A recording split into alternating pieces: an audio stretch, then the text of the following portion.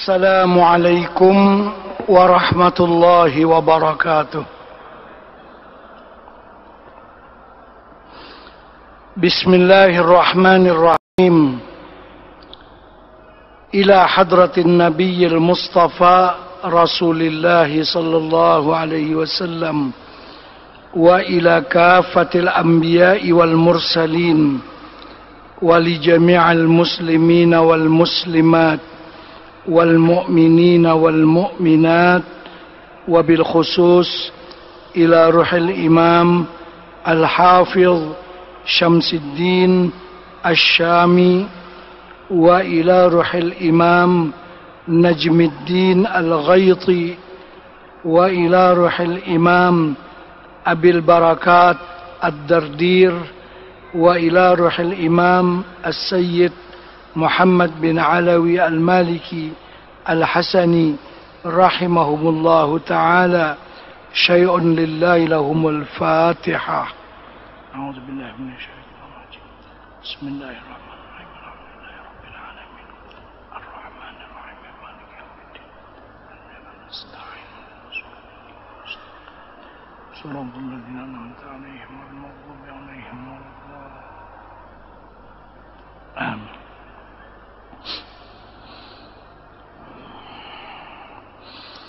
بسم الله الرحمن الرحيم. الحمد لله رب العالمين نحمده ونستعينه ونستهديه ونسترشده ونؤمن به ونتوكل عليه ونعوذ به من شرور أنفسنا ومن سيئات أعمالنا. اللهم صل وسلم وبارك على سيدنا ومولانا محمد وعلى آله وصحبه أجمعين ومن تبعهم بإحسان إلى يوم الدين. سبحانك لا علم لنا إلا ما علمتنا إنك أنت العليم الحكيم. رب اشرح لي صدري ويسر لي أمري واحلل عقدة من لساني يفقه قولي. بسم الله ما شاء الله لا قوة إلا بالله. الله كل الله ما شاء الله الخير لله ما شاء الله لا يصرف السوء إلا الله. Amma ba'd. Alhamdulillah,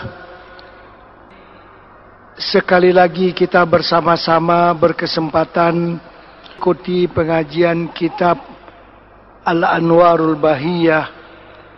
Semoga apa yang kita laksanakan mendapatkan ridha daripada Allah Subhanahu wa taala. Di mana disebutkan Nabi kita setelah mengikuti puji-pujian bersama dengan nabi-nabi yang lain dan juga nabi-nabi berbicara tentang bagaimana peristiwa kiamat yang akan terjadi, khususnya Nabi Isa alaihi salatu wassalam. Selanjutnya Nabi kita akan meneruskan perjalanannya, yaitu Mi'raj ke langit, naik ke atas langit melalui satu Mi'raj. Mi'raj itu kalau bahasa kita seperti lift lah, tangga lift yang naik daripada sebiji batu yang besar yang ada di dekat Al-Masjidil Aqsa, macam landasan dia. Dari sana dia naik terus ke atas, bukan seperti pesawat begitu, tidak. Dia terus naik ke atas, dan Mi'raj itu didatangkan daripada syurga, bukan daripada buatan manusia, tapi semuanya adalah anugerah Allah yang didatangkan daripada syurga sana. Baik, sebelum Nabi kita menaiki Mi'raj, di tepi batu itu ada beberapa bidadari yang mendekati Nabi, dan Nabi kita memberi salam kepada mereka. Teruskan pembacaannya. Bismillahirrahmanirrahim. Bidadari menjawab salam Nabi sallallahu alaihi wasallam. Wa annahu ra'a an yasari sakhrah al-hur al-ain fasallama alaihin faradadna alaihi salam wa sa'alahunna faajabnahu bima taqarru bihi al-ain. Baginda Nabi sallallahu alaihi wasallam melihat di sebelah kiri batu besar tempat mengikat burak beberapa orang bidadari yang cantik jelita. Baginda Nabi sallallahu alaihi wasallam memberi salam kepada mereka, lalu mereka semuanya menjawab salam daripada baginda. Dan Nabi menanyakan siapakah mereka dan untuk siapakah mereka diciptakan.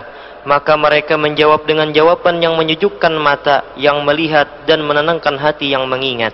Baik.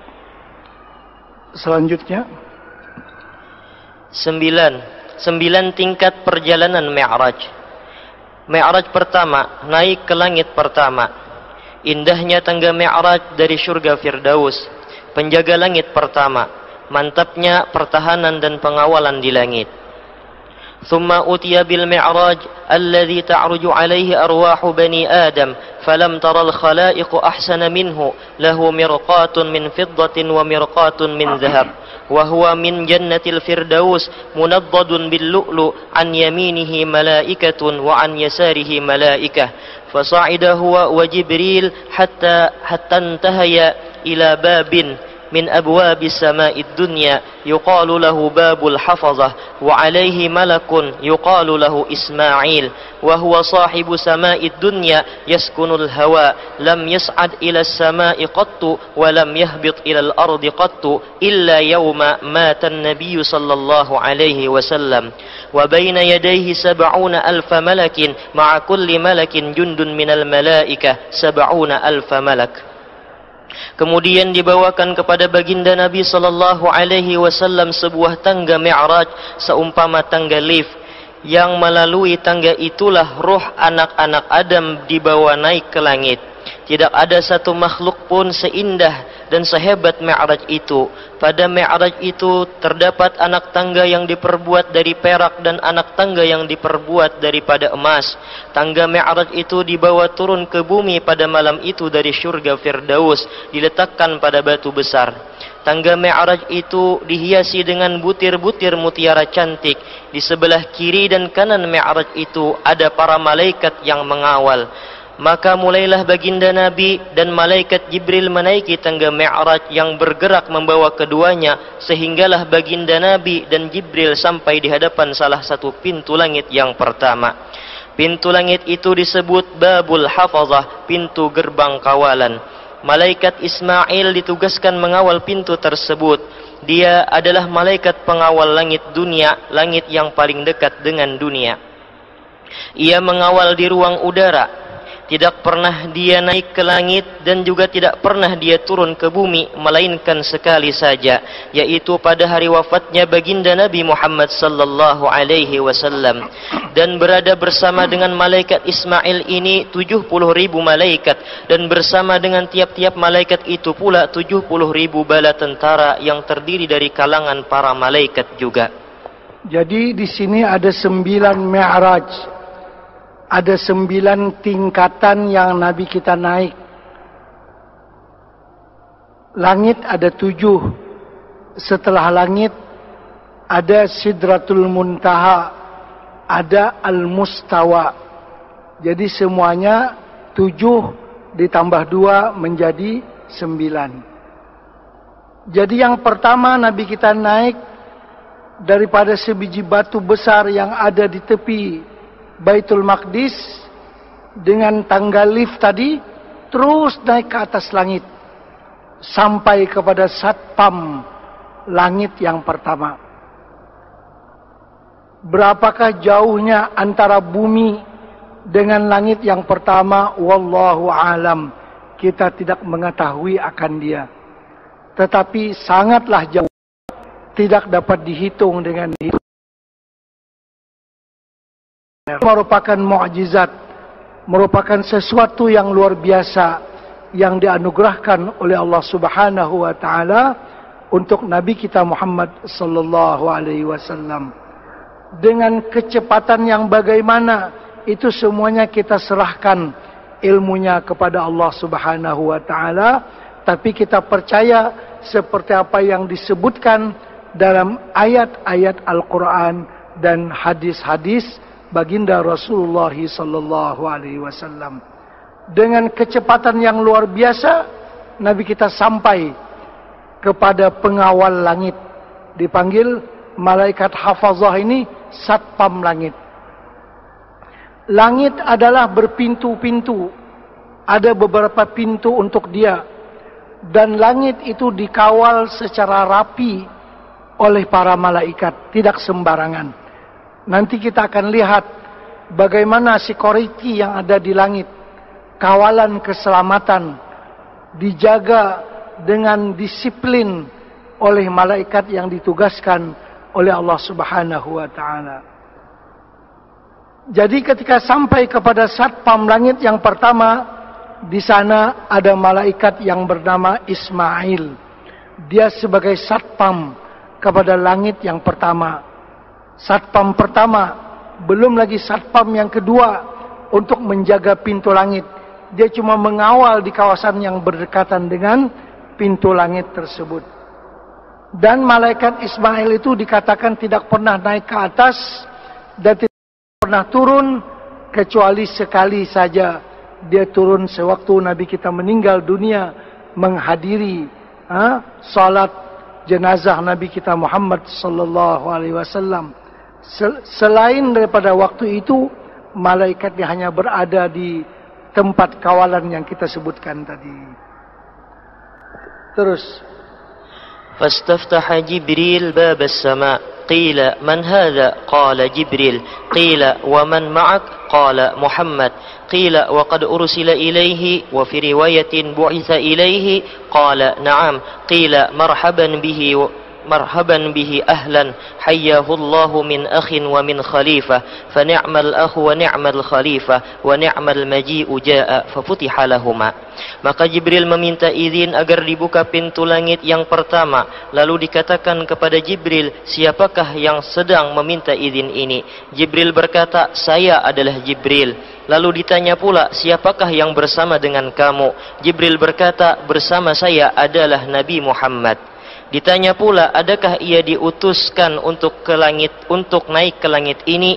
Dan dalam riwayat yang lain menyebut, adakah ia diutus naik ke langit? Jibril berkata, ya benar.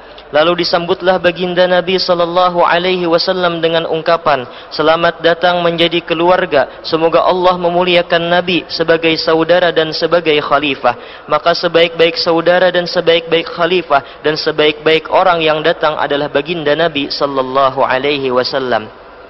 Dan malaikat penjaga pintu langit membukakan pintu kepada Jibril dan baginda Nabi sallallahu alaihi wasallam. Baik, di sini kita melihat bahwasanya Jibril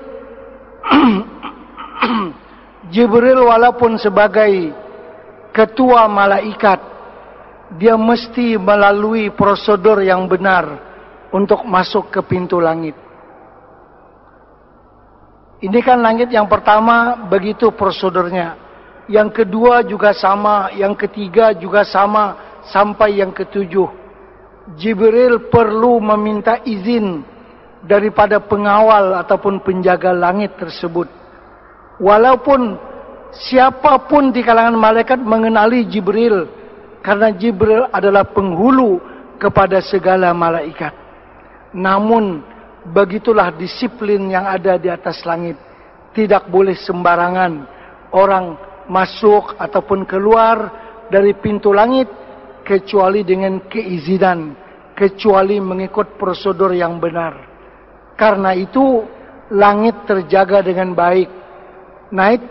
Langit tidak rosak seperti rosaknya bumi ini karena manusia tidak disiplin. Kalau dia menjadi orang yang nomor satu di sebuah negara, mungkin dia boleh buat apa saja sekehendak dia. Tapi Jibril, orang yang nomor satu di langit, dia tidak boleh membuat sekehendaknya. Semuanya ada prosedur yang mesti dilalui oleh Jibril. Begitulah caranya sistem yang ada di langit sana. Karena itu langit terkawal dengan baik.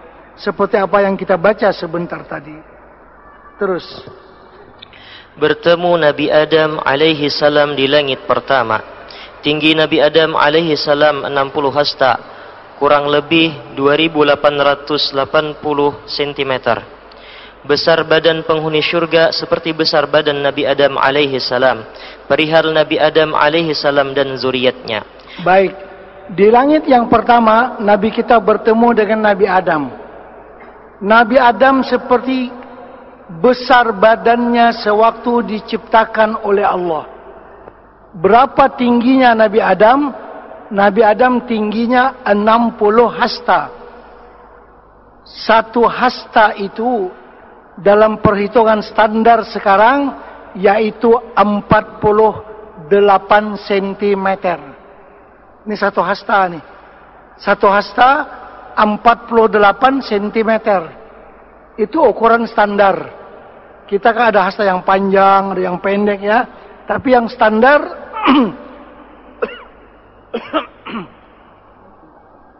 yang standar satu hasta itu adalah 48 cm. Nah, 48 kali 60. Begitu tingginya Nabi Adam. Berapa semua? 48 cm dikali 60. Maka tinggi Nabi Adam itu 2880 cm. Berarti 28 meter 80 cm.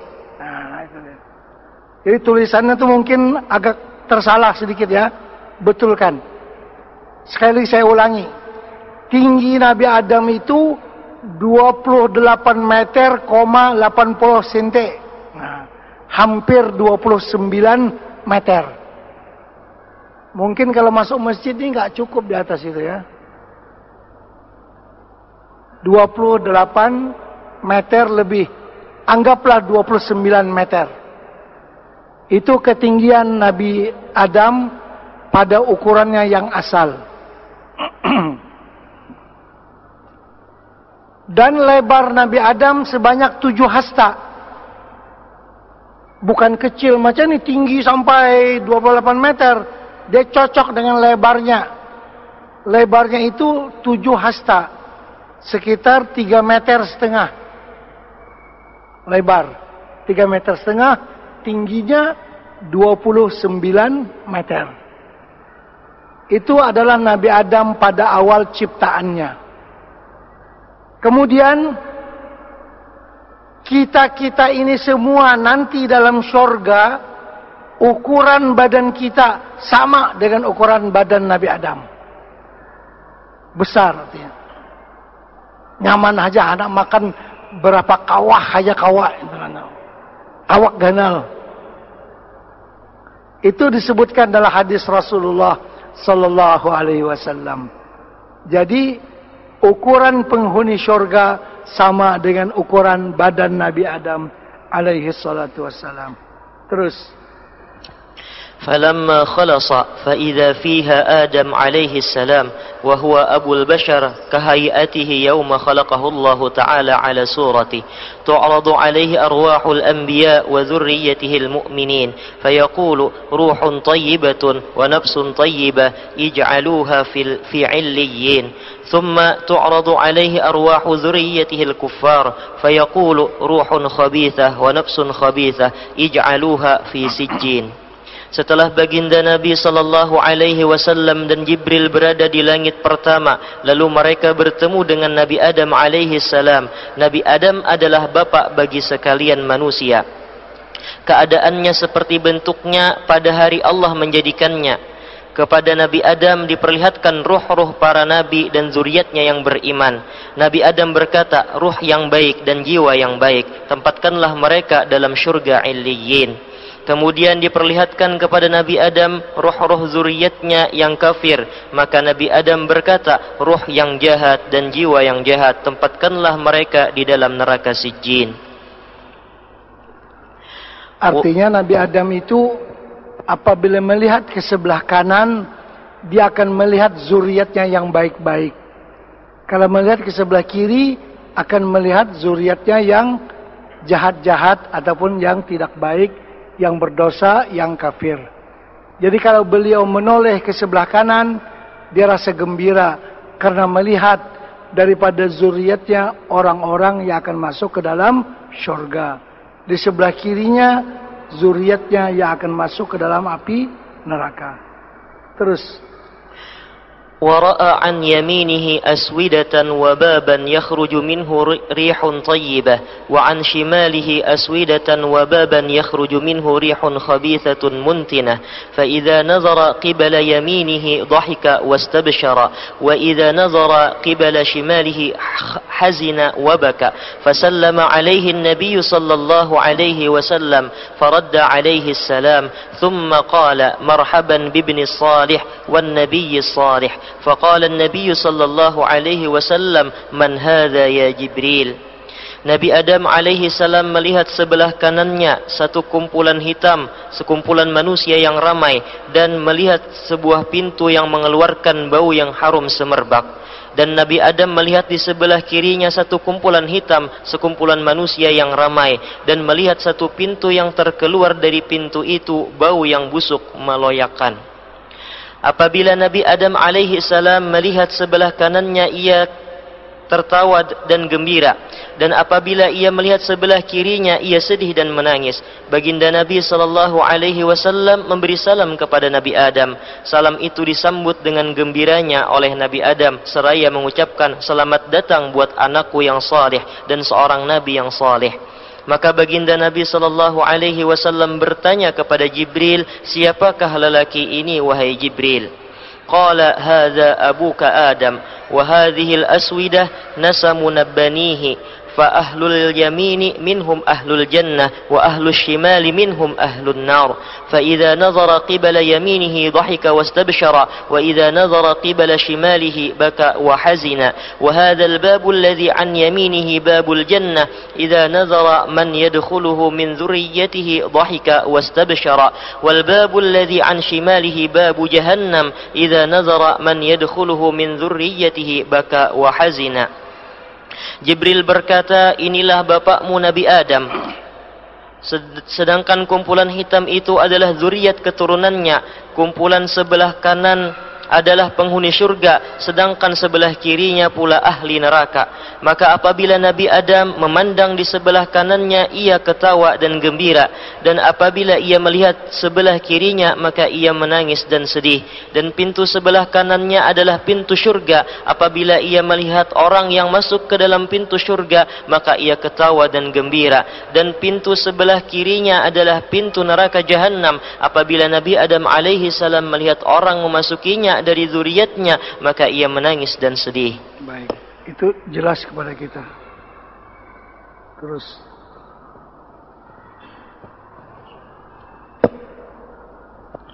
tambahan Asy-Syami. Siksaan berat pemakan haram, penzina, pemakan riba, pemeras harta anak yatim dan pengumpat.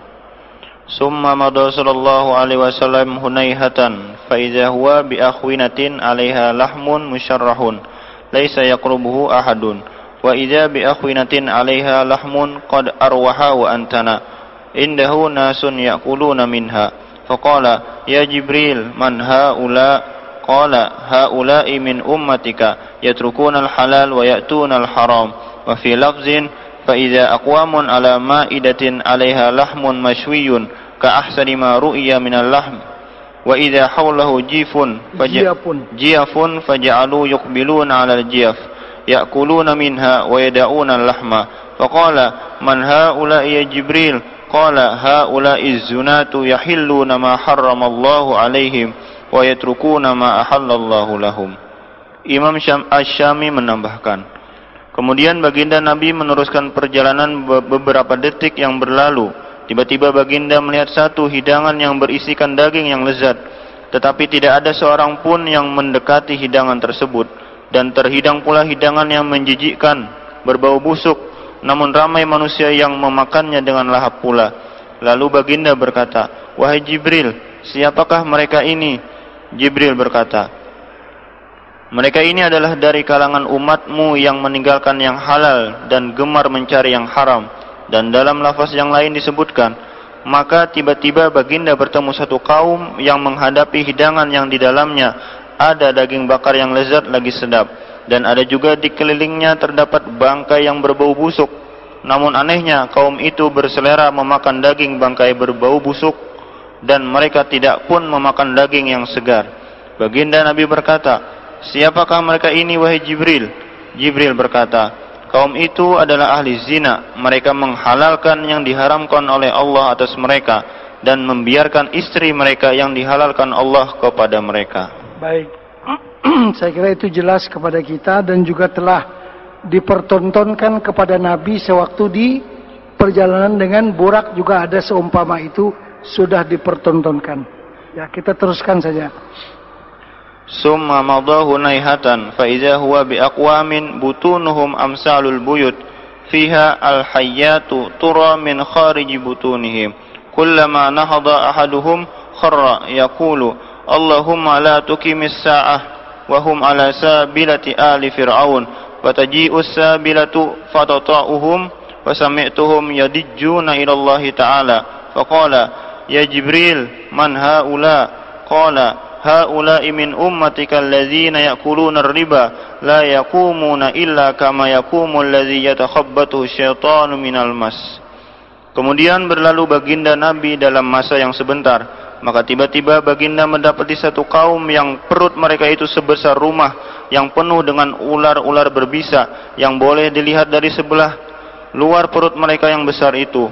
Bila ada salah seorang dari mereka coba untuk berdiri, ia akan tersungkur jatuh sambil berkata, "Semoga hari kiamat tidak terjadi." Mereka mengikuti pengikut Fir'aun, lalu mereka dipijak oleh pengikut Fir'aun yang juga dalam azab. Maka terdengarlah suara jeritan mereka memohon ampun dan pertolongan kepada Allah. Baginda Nabi lalu berkata, "Wahai Jibril, siapakah mereka yang dalam azab ini?" Jibril berkata, "Mereka itulah dari kalangan umatmu yang memakan riba. Mereka merayau dan berjalan seperti orang yang kerasukan syaitan." Jadi itu contoh kepada orang yang memakan harta riba. Kan sebelum ini juga Nabi kita melihat sewaktu berhampiran dengan Baitul Maqdis, pemakan riba itu mereka berenang di lautan darah dan mulut mereka dilempari dengan batu-batu yang besar. Jadi banyak berulang kejadian-kejadian yang seperti ini, yaitu kejadian yang banyak akan berlaku di akhir zaman. Pertama tadi kan perzinaan, yang kedua harta riba. Ini kalau sudah banyak berlaku, itu bermakna dunia sudah berada di akhir zaman dan masyarakat sudah rosak karena adanya tempat-tempat maksiat, tempat-tempat perzinaan, dan banyaknya muamalah ataupun jual beli yang memperlakukan sistem perbankan yang konvensional, yang memakan riba, yang menghalalkan sesuatu yang dapat menyakitkan orang lain, ya. Yang kaya bertambah kaya nanti, dan yang miskin tidak ada kesempatan untuk mendapatkan kebahagiaan. Jadi orang yang memakan riba ini berulang kali dipertontonkan siksaannya dalam perjalanan Isra dan Mi'raj ini. Terus. Summa madahu naihatan fa idza huwa bi aqwamin masyafiruhum kama syafiril ibil fatuftahu afwahuhum wa yulqamuna hajaran wa fi riwayatin yuj'alu fi afwahihim sakhrun min jahannam summa yakhruju min asafilihim fasami'tuhum yadijjuna ila Allah ta'ala faqala ya Jibril man haula qala haula'i alladhina ya'kuluna amwalal yatama zulma innama ya'kuluna fi butunihim naraw wa sayaslawna sa'ira. Kemudian berlalulah baginda Nabi dari kawasan yang sangat azab itu, dan tidak beberapa lama baginda bertemu pula satu kumpulan manusia, namun bibir-bibir mereka seperti bibir unta. Mulut mereka dilempari batu keras, dan dalam riwayat lain disebutkan dimasukkan ke dalam mulut mereka batu besar dalam neraka jahanam. Kemudian batu itu keluar dari dubur mereka. Aku mendengar mereka berteriak memohon ampun kepada Allah Ta'ala. Lalu Nabi berkata, wahai Jibril, siapakah mereka ini? Jibril berkata, mereka adalah orang-orang yang memakan harta anak-anak yatim secara zalim. Itulah azab buat mereka memakan api neraka sepenuh perut mereka, dan kelak mereka akan dimasukkan ke dalam neraka sa'ir. Terus. Summa madha hunaihatan fa idza huwa binisa'in mu'allaqatin bisudiyihinna wa nisa'in munakkasatin bi arjulihinna fasami'tuhunna yajjna ila Allah Ta'ala faqala man haula'i ya Jibril faqala haula'i allati yaznina wa yaqtulna auladahunna. Kemudian Nabi berlalu tidak beberapa lama dan bertemu pula dengan para wanita yang tergantung dengan diikat susu-susu mereka dan wanita-wanita yang terikat kaki mereka ke atas sedang kepala ke bawah. Aku mendengar mereka meraung kuat memohon Allah melepaskan mereka dari azab yang dahsyat itu. Baginda berkata, siapakah wanita-wanita ini wahai Jibril? Jibril berkata, mereka adalah wanita yang melacurkan diri mereka dan membunuh anak yang mereka lahirkan dari hasil perbuatan terkutuk itu. Summa madahu naihatan fa iza huwa biaqwamin yuqta'u min junubihimul lahmu fayulqamuna fa yuqalu lahu qul kama kunta ta'kulu lahma akhika faqala ya Jibril man haula qala haula'il hammazuna min ummatikal lammazuna. Kemudian baginda Nabi berlalu dan tidak lama setelah itu bertemu pula dengan sekumpulan manusia yang dipotong daging punggung mereka, lalu dimakankan daging punggung mereka itu kepada mereka sendiri, seraya diseru kepada mereka, makanlah sebagaimana engkau makan daging saudaramu sendiri. Baginda berkata, wahai Jibril, siapakah kumpulan manusia yang terazab itu? Jibril berkata, mereka itulah tukang-tukang fitnah dari kalangan umatmu yang suka membeberkan kejahatan dan kekurangan orang lain. Siksaan pemakan riba, harta anak yatim, pelacur dan lain-lain. Summa madahu naihatan fawajada akidir riba wa amwalil yatama wa zunata wa ghairahum ala halatin syani'atin binahwi ma taqaddama wa ashna'a. Kemudian berlalu beberapa waktu, lalu baginda Nabi sallallahu alaihi wasallam bertemu dengan orang-orang yang memakan riba, yang memeras harta anak-anak yatim, perempuan-perempuan pelacur dan banyak lagi keadaan manusia yang pernah melakukan dosa di dunia ini. Mereka disiksa dengan berbagai siksaan yang mengerikan dan menggerunkan sebagaimana sebelumnya sudah diperlihatkan kepada Nabi dalam perjalanan Isra ini. Jadi fenomena yang dipertontonkan kepada Nabi ini supaya menjadi nasihat kepada umatnya. Jangan sampai ada di kalangan kita orang-orang yang mengerjakan perbuatan keji itu. Apakah perbuatan zina, apakah menfitnah, apakah memakan harta riba, atau memakan harta anak yatim. Itu semuanya adalah siksaannya sangat dahsyat sekali di sisi Allah Subhanahu wa ta'ala. Baik, itu gambaran yang Nabi kita lihat di langit yang pertama. Seterusnya langit yang kedua. Naik ke langit kedua.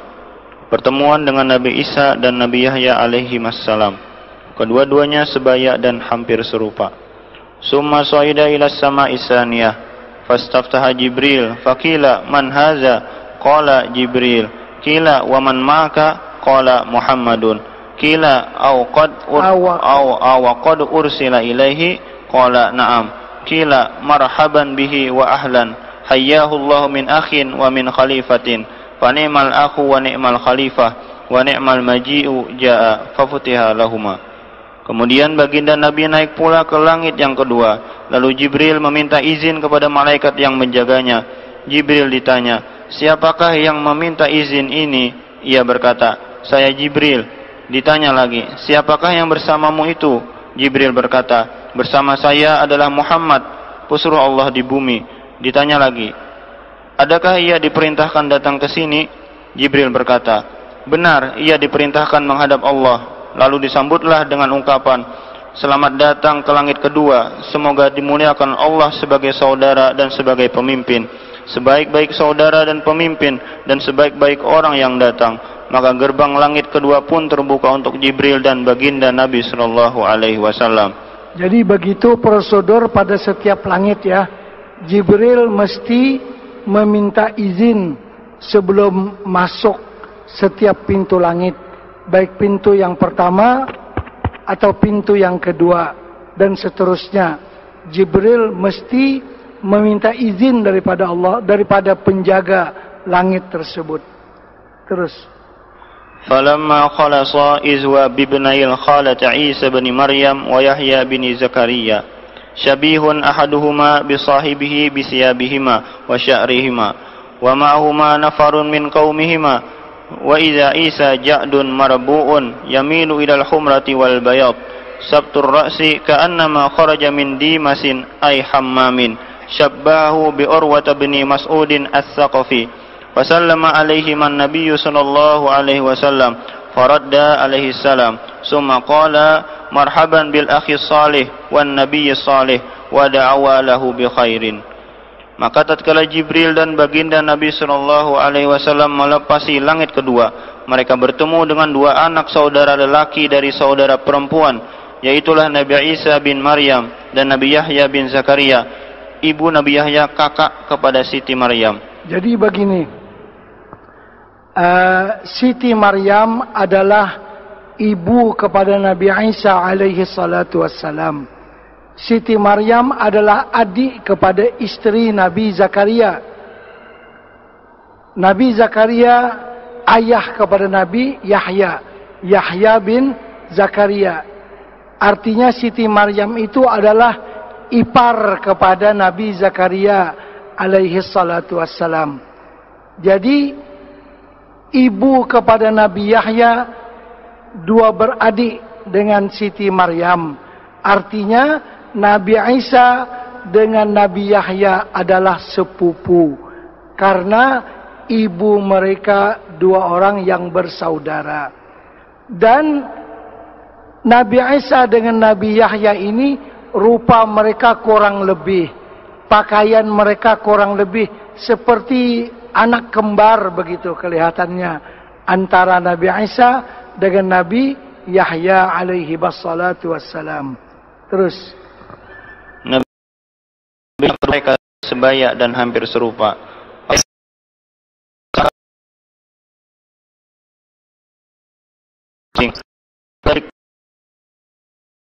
Pemandian air panas. Nabi sallallahu alaihi wasallam menyerupakan para serupa Nabi Isa seiras, yaitu serupa dengan Urwah bin Mas'ud as-Saqafi. Jadi Nabi Isa ini rupanya ganteng sekali. Begitu juga Nabi Yahya. Dikatakan daripada segarnya rupa Nabi Isa itu seperti seseorang yang baru keluar dari kamar pemandian. Orang kalau baru mandi itu seakan-akan umur lebih muda 1 tahun. Ya, kalau mau muda 1 tahun mandi dulu. Habis mandi itu muka kita segar seperti lebih muda 1 tahun. Kalau mau melihat istri cantik atau tidak, itu lihat kalau dia bangun tidur sebelum mandi. Kalau memang cantik pada waktu itu cantik benar dia. Karena sebelum mandi lagi sudah cantik kan? Begitu. Kalau sudah mandi nampak segar itu biasa. Tapi kalau bangun guring, mukanya berseri-seri, itu luar biasa orangnya kan? Nah. Jadi rupa Nabi Isa itu senantiasa segar. Seolah-olah beliau baru keluar daripada tempat mandi. Terus.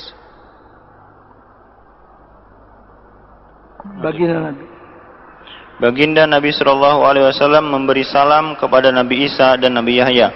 Lalu mereka berdua menjawab salam dari Nabi Muhammad sallallahu alaihi wasallam dan menyambut dengan ungkapan, "Selamat datang duhai saudara kami yang soleh dan seorang nabi yang soleh." Lalu mereka mendoakan kebaikan kepada Nabi sallallahu alaihi wasallam.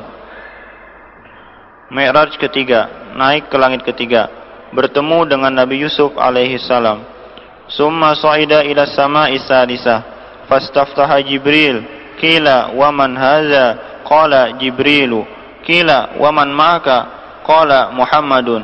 Qila aw qad ursila ilaihi? Qala na'am. Qila marhaban bihi wa ahlan, hayyahu Allahu min akhin wa min khalifatin, fa ni'mal akhu wa ni'mal khalifah wa ni'mal maji'u jaa.